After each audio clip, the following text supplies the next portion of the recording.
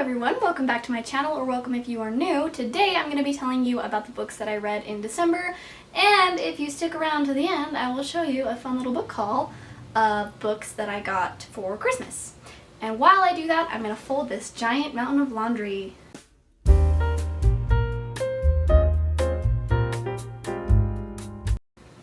Okay, so the first book that I read in the month of December was The Midnight Library by Haig. I gave this 5 out of 5 stars. It actually ended up being my favorite book of the year. If you missed my 12 Days of Sandy video where I did a book bracket and found out what my favorite book of the year was, I will link it in the description box for you because that was a lot of fun, and that's how I determined that it was my favorite book of the year, although it was pretty close. So this book is about a woman who finds herself in a library between life and death after choosing that she no longer wants to be alive. And in this library, every book has a version of her life that she could have had. So, like for instance, if she decided to stay a member of a band, it shows how her life would have been different if she did that. And she goes through thousands and thousands of these books and each version of her life, and I really enjoyed it. I know that a lot of people say that it's too heavy-handed for them, but I thought that it was okay. I didn't think that it was too heavy-handed. Obviously, the message that Haig is trying to get across is very clear, but I don't think that that's a bad thing, and I really enjoyed the book. I sat down and read that book in literally like 2 hours, so I would say that that's a win, personally. The next book that I read, let's see, what even was it? The next book that I read was Women and the Priesthood by Sherry Dew. This is a religious book. I am a member of the Church of Jesus Christ of Latter-day Saints, and so it is a book written by one of our female leaders of the church about womanhood and women's roles in the church, and I really enjoyed it, and I found it very empowering and very inspiring. So I gave that 5 out of 5 stars.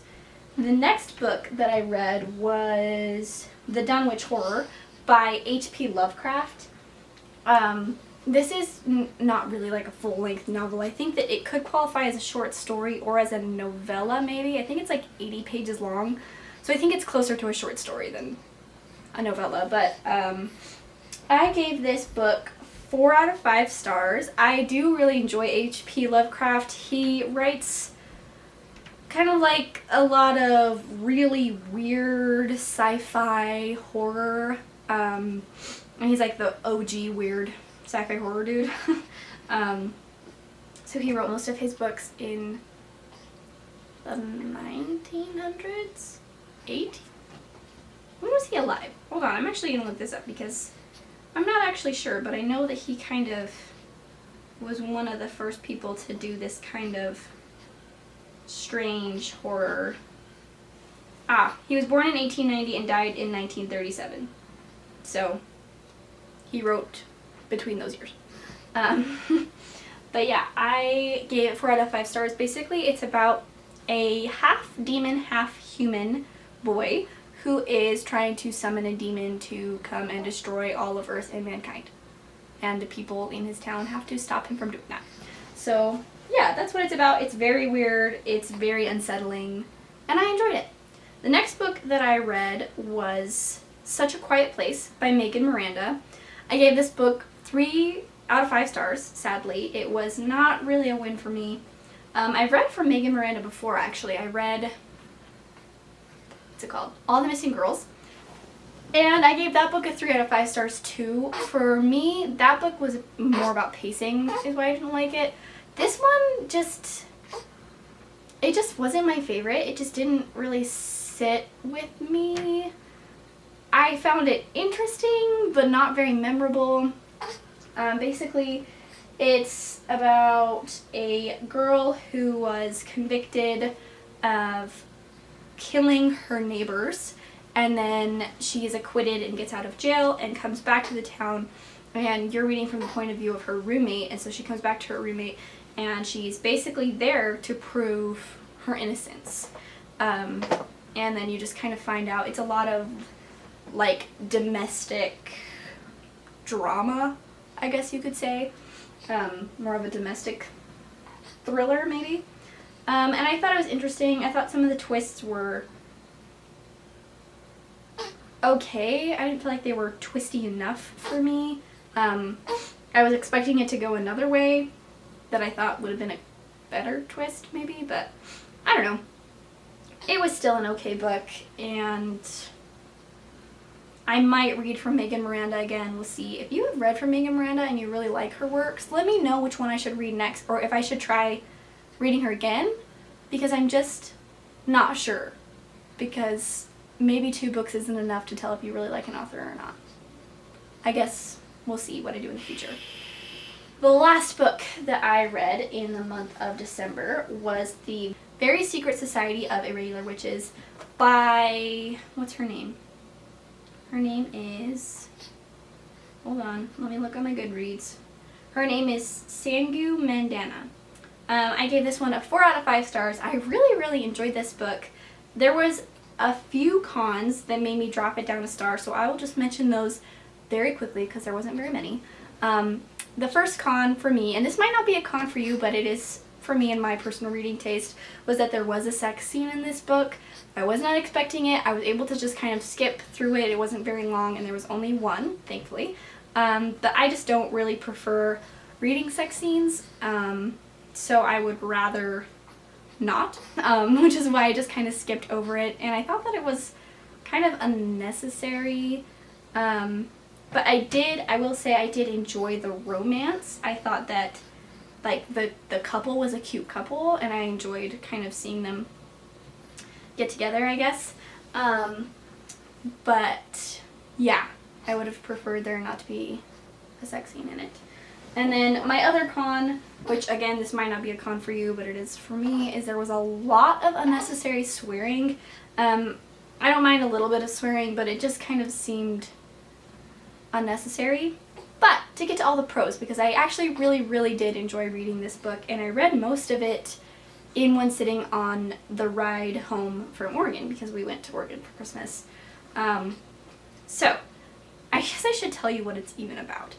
This book is about a witch named Mika Moon who is contacted by some people who say that they are raising 3 young witches, and they're asking her to come and help them teach these young girls about witchcraft and how to handle their powers, how to control them, and what to do and what not to do. And basically they're kind of working towards a deadline, and that's the premise of the book. So I really enjoyed it. It's definitely like a cozy fantasy, and I really loved it. It gave me the same vibes as, what is that book? The House in the Cerulean Sea by T.J. Klune. I really enjoyed that book as well. It gave me the same vibes just because of like the way that the children were written and their characters, and the way the adults interact with them. And I really enjoyed it. It was very cozy. So, those were all of the books that I read in December. It was a pretty good reading month for me, actually. And yeah, let's go to the book haul. Okay, so I have a nice little stack of books to show you here, and I will tell you where I got them from as well.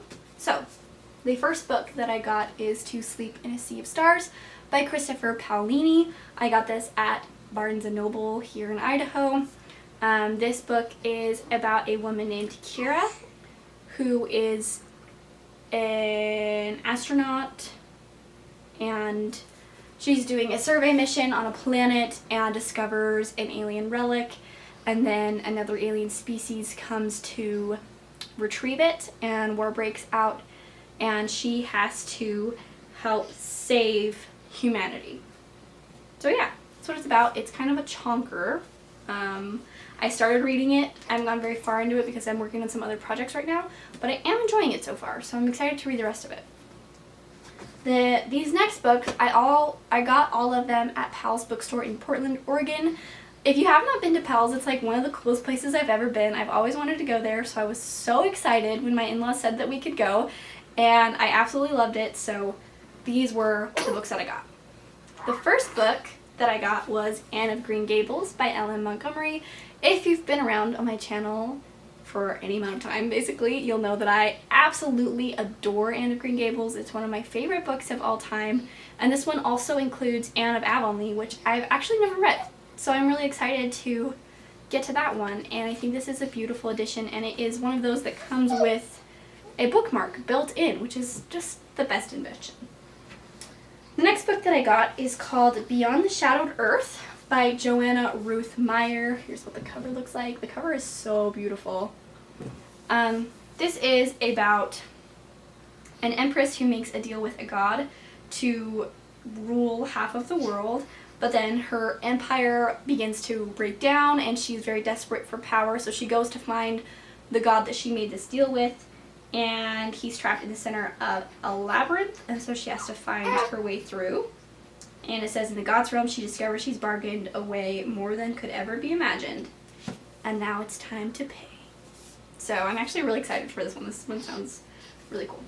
The next one that I got is called A Wilderness of Stars by Shay Aaronshaw.